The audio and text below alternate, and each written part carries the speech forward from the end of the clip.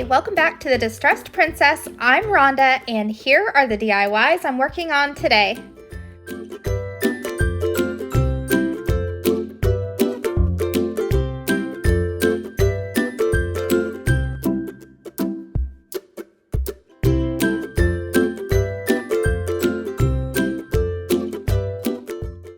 Today's video, I'm using items that I picked up at a local junk store, and that included this red toolbox with the apples cut out, a canister, a sign, and a glass canister.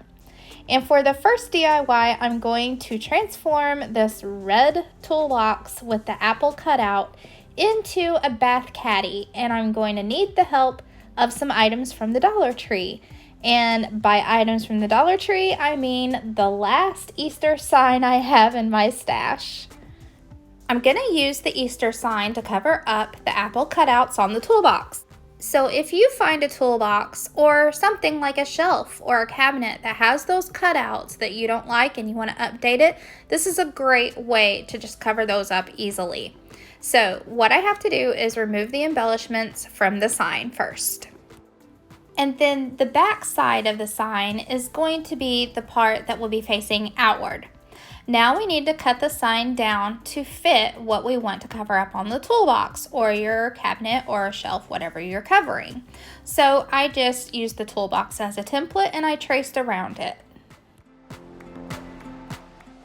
Cutting these signs from the Dollar Tree is really simple. All you need to do is score it a few times with a really sharp utility knife or X-Acto knife, and then it will snap in two.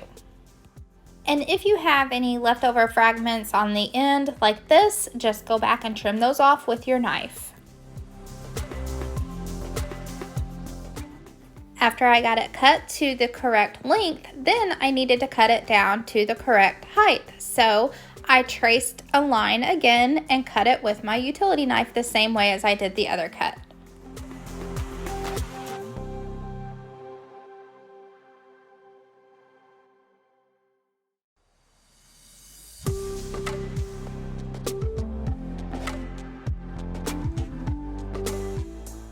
Now the sign fits perfectly over the cutout apples and you would never even know that they were there. I used Dollar Tree wood glue and hot glue to secure the sign down in place. Fortunately, this is the only side of the toolbox that had the apple cutouts, so it's the only side that I need to cover up.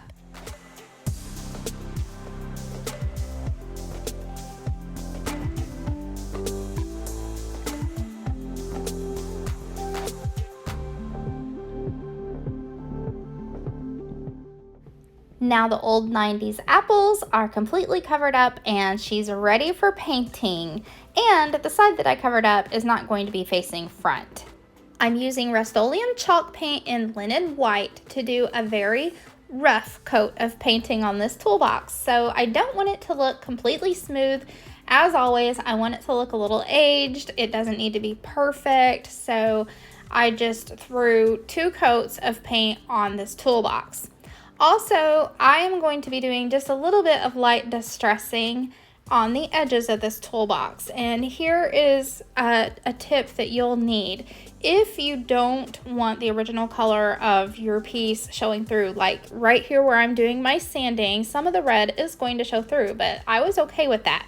If you don't like the color, then you're going to need to paint another color before you do your top coat of white.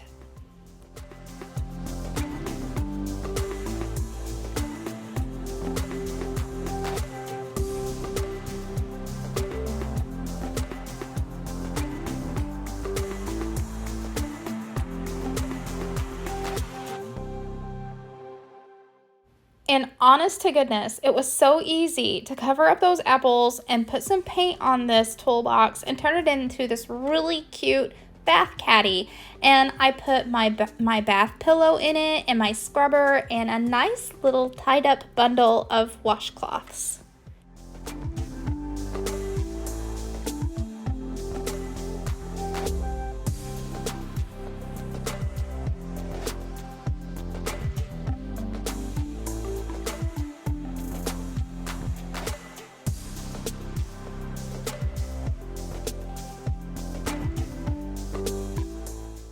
Next, I'm going to work on this sign that I got on the dollar table at the junk store, and I don't really need any more wall art for my bathroom, so I'm going to turn it into a tray. So the first thing I had to do was remove everything off of the sign, and I had to use my scraper from the Dollar Tree to get this sticky sticker off of there. And I also got to use my really cute tiny screwdriver set that came from the Dollar Tree to remove the hanger. And I'm not really sure why, but there were some staples that were beside the hanger, so I pried those up with the small flathead screwdriver, and then I pulled them out with some pliers.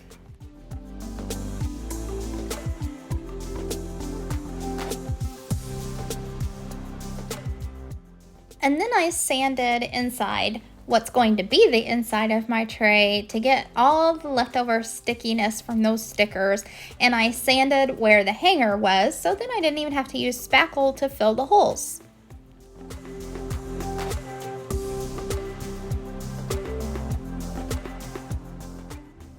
This tray is also going to have some feet, and I'm using some large wooden beads that I got from Amazon, but you can definitely find these at Hobby Lobby or Michael's. And I have a trick for when I'm using these beads for feet, because they have these large holes. There's not much to, glue them onto anything, so I fill the holes with hot glue. And by doing this, now you have more room to glue them onto something else. You have something for the glue to stick to. Or I have also used a screw before to screw them into items, because now there's no hole. The hole is filled and you can put a screw through them without it coming all the way through, of course. I'm using wood glue and some more hot glue to attach them into place. Also, I like to do this before I do any painting, because if I had painted the sign first and then painted the beads and then put the hot glue and the wood glue, the glue would have just pulled the paint up and they would have came right off. So that's a lesson that I learned the hard way the last time I tried to put feet on something. Definitely do this before you do any painting.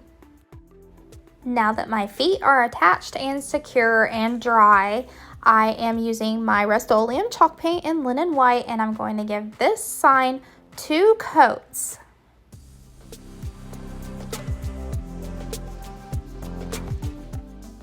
And here's how it was looking during its second coat. And I gave the same 2-coat treatment to the inside of the tray as well. So after 2 coats of paint, I set the tray aside to dry, and then I needed to work on the things that I wanted to put inside of the tray. So here is the canister that I got from the junk store for 50 cents. And of course, Piper is nosing around. He wants to see if there's treats in there, but there's not. And so what am I going to do with this canister? I didn't really like the brown ring around the bottom, so I'm going to change that to gray. So my plan is to just paint over the brown part with the gray chalk paint, and that chalk paint came from Michael's, by the way, and it's in the color Artifact. And where the white speckled top part is, that's just going to be white chalk paint. I used my blue painter's tape to tape off the brown part so I could paint it gray. And I thought, since there's already a line there, surely I can tape around a line that's already there. But you'll see after I remove the tape that no, indeed, I did not get it where it needed to be exactly. But don't worry, I have a fix for it. I taped off the brown part and I painted it gray. And here is the removal of the tape, and you will see that I was not very precise in getting that gray painted exactly where I needed it to be, because there's still some brown showing. So then I decided I could just cover that brown up then with white. So I retaped and covered up the gray to protect the gray paint, and I tried not to press the tape down too hard because I was scared that the gray paint might come back up with the tape, but fortunately it didn't. I had dried it really well, before I put the tape down, so I was kind of crossing fingers, and luckily this worked. Now, I didn't paint the inside of my canister, I just left that as is, and I did 2 coats of the white Rust-Oleum chalk paint, and yeah, that was it. Oh yeah, when I removed the tape the second time, I saw that I did get a little bit of white paint that dripped down underneath the tape onto the gray, so I just touched that up with some of my gray paint.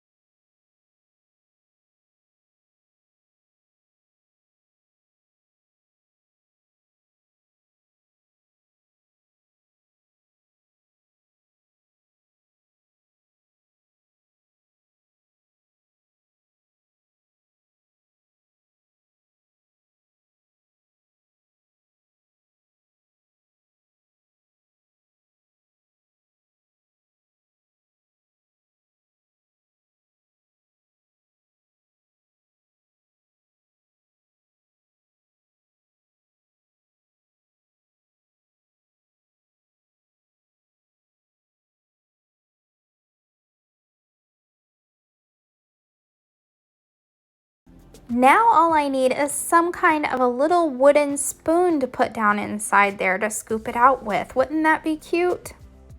And I decided the canister I painted is going to hold my bath bombs.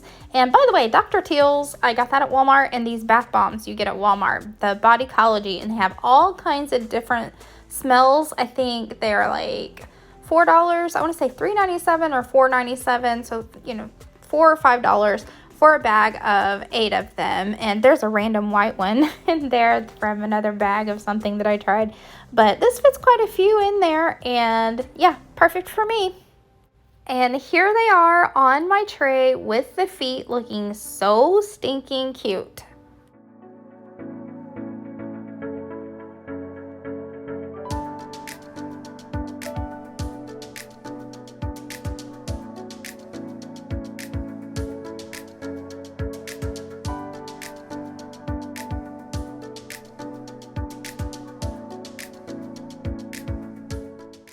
And here again are all the things that I found at the junk store that just needed a little white paint and a little distressing to turn them into such cute bathroom accessories.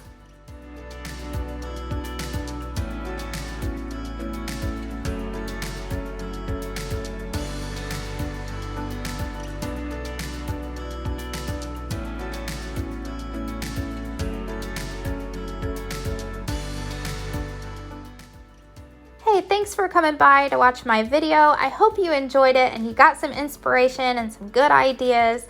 And if you liked this video, give me a big thumbs up and drop a comment down below. Subscribe if you're not already subscribed, and I will see you next time. Bye.